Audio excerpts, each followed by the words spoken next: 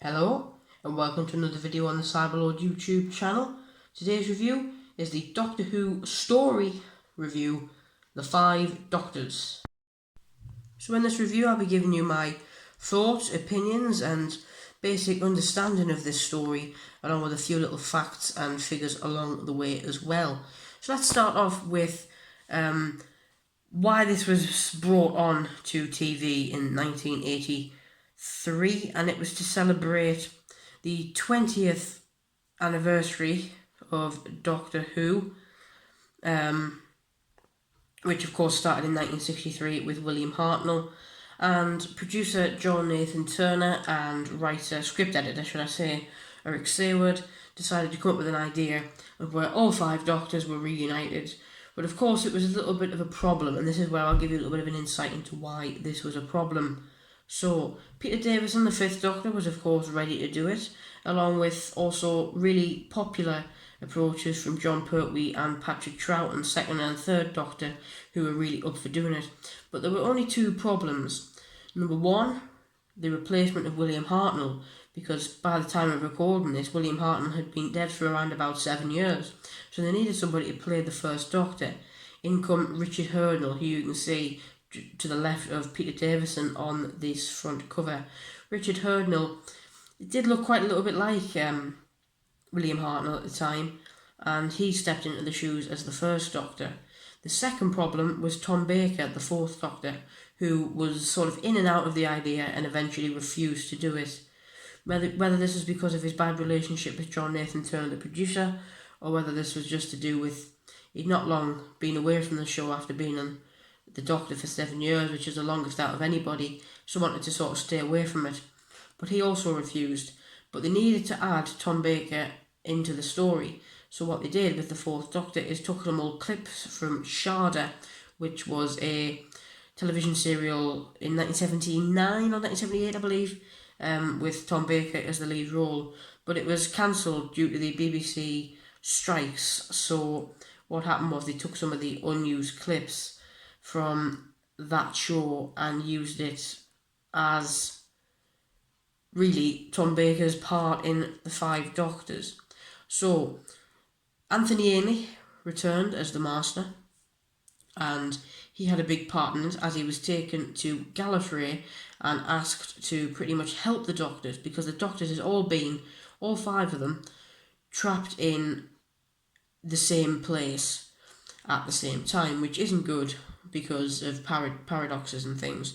The only Doctor that didn't turn up in the same place was Tom Baker, because he was sort of stuck in a time vortex.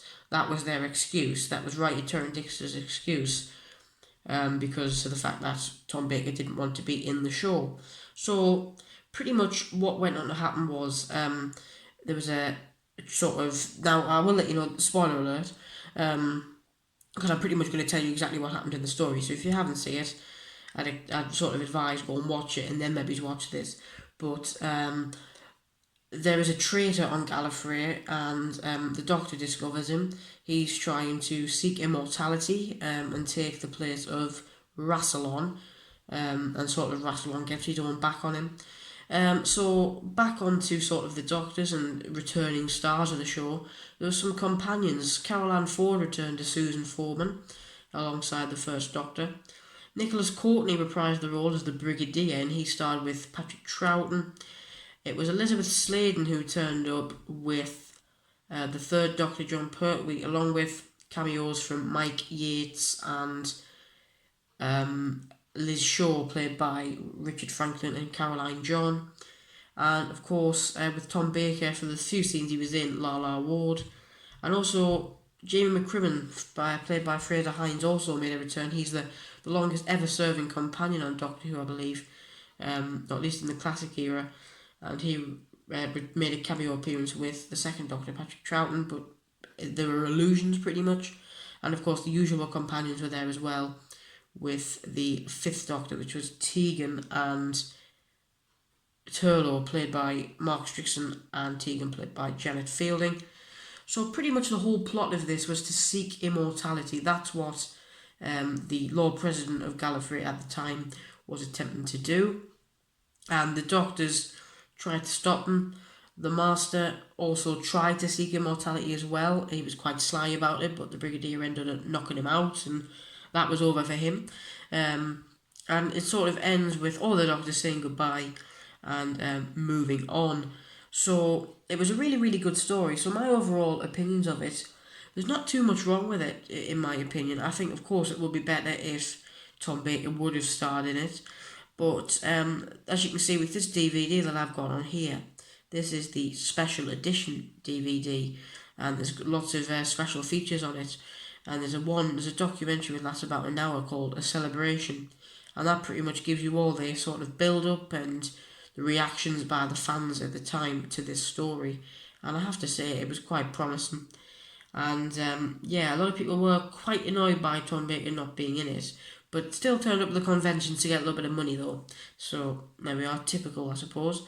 But overall, a fantastic story. I think one of the best, and that's why I thought this would be an absolutely fantastic story to review for the first time on the channel. I look to review every classic Doctor Who story and hopefully every new Doctor Who episode in the coming future. It'll just take time, of course. I'll have to gather all the DVDs.